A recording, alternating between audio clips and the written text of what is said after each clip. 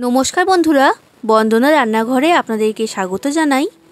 আজ আমি আপনাদের সাথে একটা দুর্দান্ত স্বাদের পরোটা তৈরির রেসিপি শেয়ার করছি। পরোটা তো নানা রকমভাবেই আপনারা বাড়িতে বানিয়ে খেয়েছেন, তাই একবার অন্তত এই পরোটাটা বানিয়ে খেয়ে দেখুন। এটা একবার বানিয়ে খেলে এর স্বাদ কিন্তু সারা জীবন মুখে লেগে থাকবে। এটা এতটাই টেস্টি খেতে হয়। এটা যখনই ইচ্ছা হবে তখনই তৈরি করতে পারেন, আর বাচ্চাদের বা বড়দের টিফিন হিসাবেও তৈরি করে এটা আপনারা দিতে পারবেন। তাহলে আর দেরি না করে আজকের রেসিপিটা শুরু করা যাক। আর আপনারা যদি আমার চ্যানেলে নতুন এসে থাকেন তাহলে আমার চ্যানেলটা সাবস্ক্রাইব করার জন্য অনুরোধ রইল। এই পরোটাটা তৈরি করার জন্য আমি এখানে নিয়েছি 2 বাটি ময়দা। এবার ময়দার মধ্যে দিয়ে দিচ্ছি স্বাদ অনুযায়ী লবণ আর ছোটো চামচের হাফ চামচের মতো জোয়ান। জোয়ান দিলে এই পরোটার টেস্ট খুবই ভালো হয় আর জোয়ান হজমে সাহায্য করে। এবার দিয়ে দিচ্ছি বড় চামচের 2 চামচ সাদা তেল বা রিফাইন্ড অয়েল। এবার তেলটাকে ভালো করে ময়দার সাথে মিশিয়ে নিচ্ছি। বন্ধুরা, আমি পরোটাটা ময়দা দিয়ে তৈরি করছি, তবে আপনারা চাইলে আটা দিয়েও এটা তৈরি করতে পারবেন। তেলটা ভালো করে মেশানো হয়ে গেছে। এবার অল্প অল্প করে জল দিয়ে ময়দাটাকে আমি মেখে নিচ্ছি। আর এখানে একটা শক্ত করে ডো তৈরি করতে হবে। ডোটা খুব বেশি নরম হলে কিন্তু হবে না, এটা আপনারা খেয়াল রাখবেন। এই ময়দার ডোটা আমার তৈরি করা হয়ে গেছে, আর দেখে বুঝতেই পারছেন এই রকম একটু শক্ত করেই মেখে নিয়েছি। এখন এই ডোটাকে আমি ঢাকা দিয়ে রেস্টে রেখে দিলাম। এবার আমি এই পরোটার পুর তৈরি করব।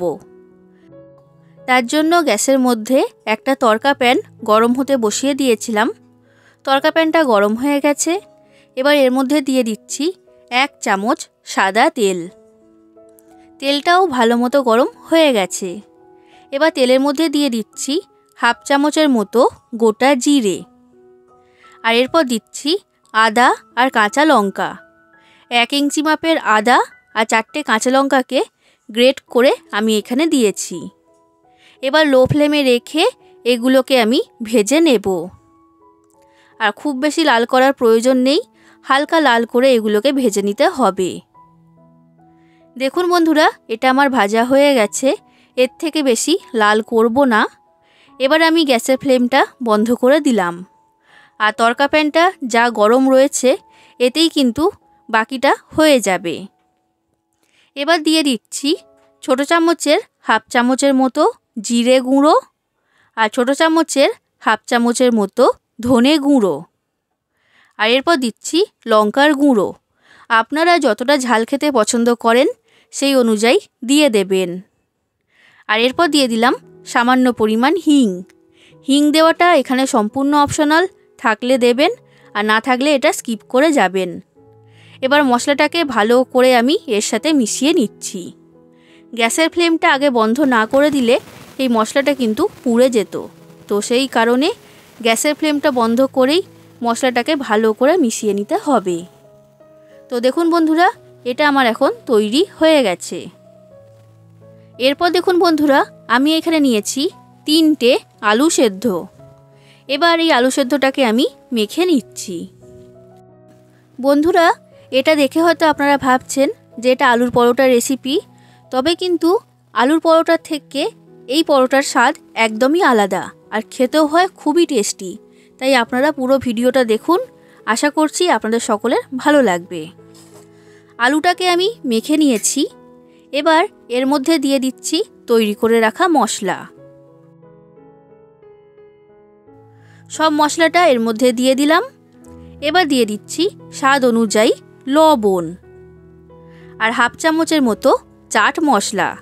চাট মশলা দিলে এটা খুবই মুখরোচক খেতে হয়।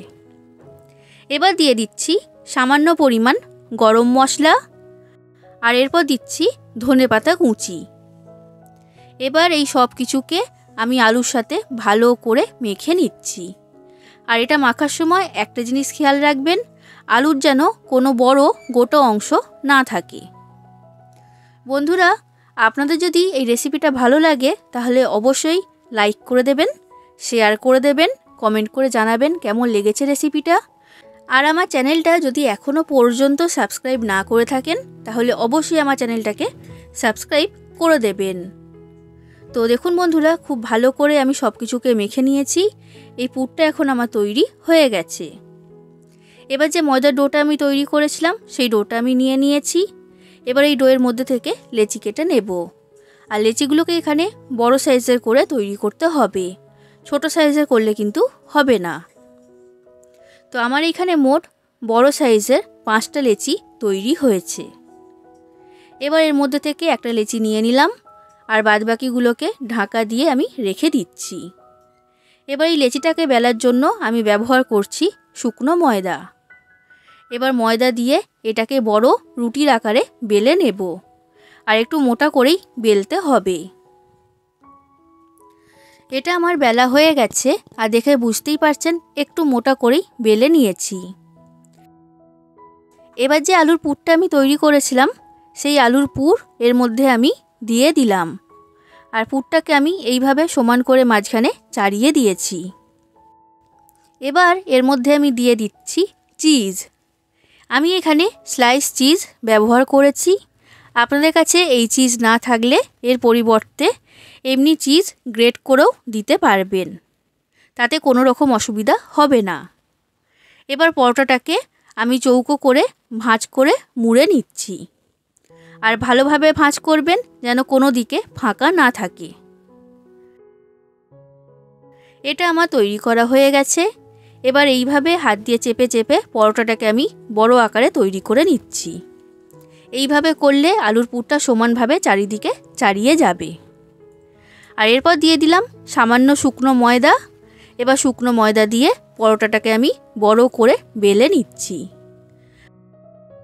দেখুন বন্ধুরা, এই পরোটাটা আমার বেলা হয়ে গেছে।